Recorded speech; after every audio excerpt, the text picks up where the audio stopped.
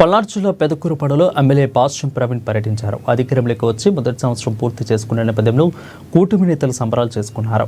ఇక కూటమి ప్రభుత్వం అధికారంలోకి వచ్చిన తర్వాత నియోజకవర్గంలో దాదాపు 85 కోట్ల రూపాయలతో అభివృద్ధి కార్యక్రమాలు చేపట్టామని అన్నారు ఎమ్మెల్యే పాశ్యం ప్రవీణ్. ఇక రాష్ట్రం అభివృద్ధి సంక్షేమ కార్యక్రమాలతో దూసుకెళ్తుందని తెలిపారు.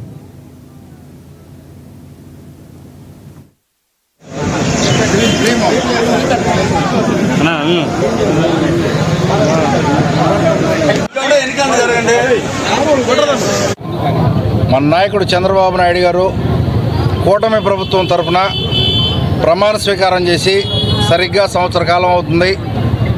ఆ సందర్భంగా మనం ఇక్కడ ఈ సమావేశం ఏర్పాటు చేయడం జరిగింది.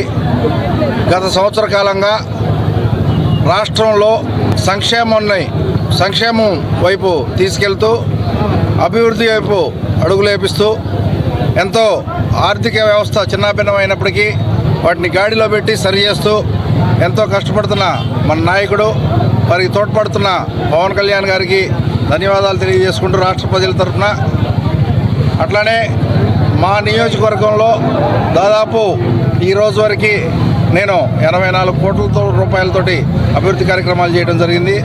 దాంట్లో దాదాపుగా 45 కోట్ల రూపాయలు రోడ్లకే వెచ్చించడం జరిగింది.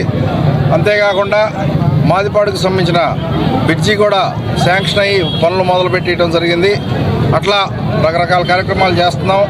సీఎం రిలీఫ్ ఫండ్ కింద పెద్ద ఎత్తున నియోజకవర్గంలో ఇబ్బంది లేకుండా ఎవరు వచ్చినా కూడా ఇప్పించడం జరుగుతుందండి.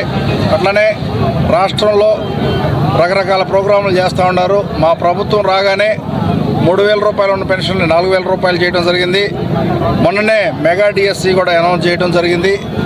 అట్లనే నిరుద్యోగంతో ఇబ్బంది పడుతున్న యువతకి ఉద్యోగ అవకాశాలు కల్పించడం కోసం నిరంతరం ఏదో ఒక పరిశ్రమలు తీసుకురావడానికి ప్రయత్నం చేస్తూనే ఉంది ప్రభుత్వం. అట్లనే ఈ రోజు నుంచి కూడా తల్లికి వందనం అని మనం ఎలక్షన్ టైంలో చెప్పడం జరిగింది. చదువుకునే ప్రతి వారికి ఇంట్లో ఒకళ్ళుంటే ఒకళ్ళకి, ఇద్దరుంటే ఇద్దరికి, ముగ్గురుంటే ముగ్గురికి.